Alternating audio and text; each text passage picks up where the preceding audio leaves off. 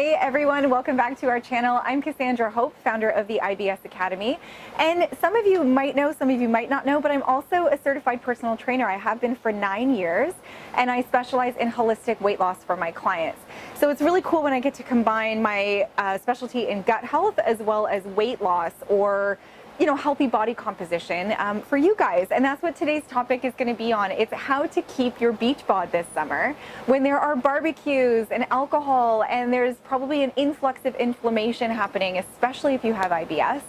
So what I wanted to talk about was a few points that you guys can keep in mind this summer while you're having fun and being social and still living life, but you want to keep your body composition in check. So my first point is about alcohol. Okay, so some people need to be off alcohol completely, especially if you are on a gut healing protocol. The one that we use, our 5-step program, for the whole 12 weeks, you are staying away from alcohol altogether.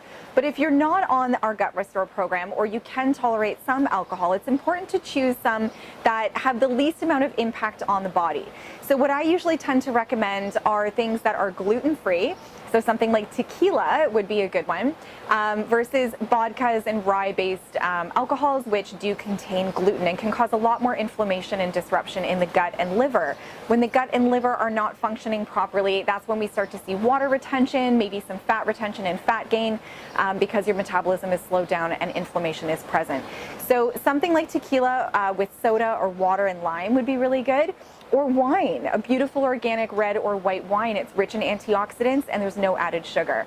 The things that you want to stay away from are the coolers, any spirits that have sugar added to it. Any sugary alcohol is something that you definitely want to stay away from. Sugar is going to draw water into the cell, cause more water retention. It can disrupt your immune system. It can negatively impact the liver. So if you're looking to keep your body tight this summer, definitely drink sparingly, and also hydrate and choose alcohol that's gluten-free and low in sugar. My second point is about foods. So when you're at a barbecue or you're eating out constantly, it's really hard to control everything. It's almost next to impossible.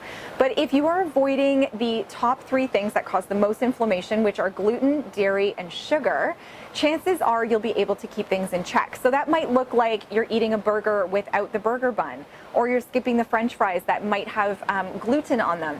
You might be doing something like a beautiful roasted potato instead, with a gorgeous high quality burger and lots of tomato and mustard and lettuce, something like that, where you're still getting flavor, you're still getting nutrition, but you're not having all of the fixings the way that a traditional summer barbecue might look like.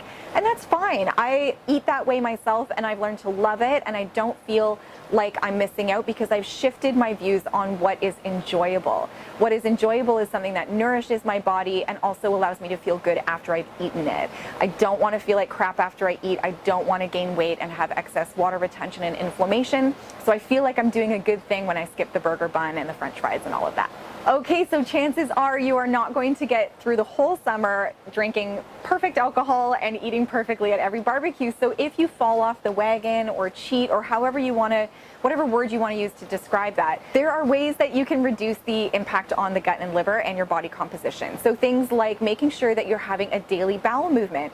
For those of you who are prone to IBS C, chances are you get really bunged up after you go to a barbecue or have some drinks. So something that I love to recommend to my clients is using magnesium citrate, a product like Calm, maybe a teaspoon or a tablespoon, depending on your bowel's tolerance, before bed, can help to draw water into the colon and promote a healthy bowel movement the next day. Be sure to also check out our video on our 5 top tips to reduce constipation.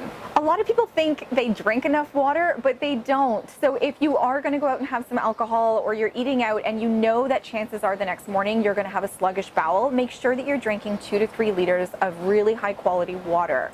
Okay, so hydrate, hydrate, hydrate to promote that healthy bowel movement. If you're prone to IBS-D, chances are your nervous system is quite activated from your activities or the drinking, or there's just too much inflammation and irritation in the gut. So you want to definitely eat a low FODMAP diet, practice some calming practices like meditation, deep breathing, and just try and reduce the negative impact on your nervous system to get your bowels back into regularity.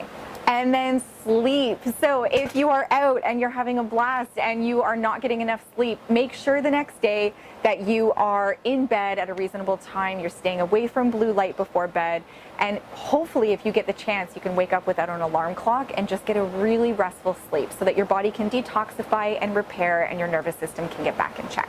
And last but definitely not least is eating foods or taking supplements that help to support liver detoxification. So cruciferous vegetables are always really great, things like watercress and broccoli and cauliflower. You can always Google what cruciferous vegetables are.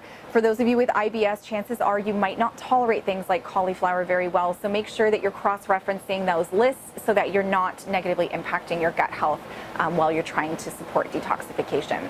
A product that I like to use a lot is NAC, which is a antioxidant that helps to produce glutathione. Glutathione is your body's strongest antioxidant, and it's something that really helps to support liver detox.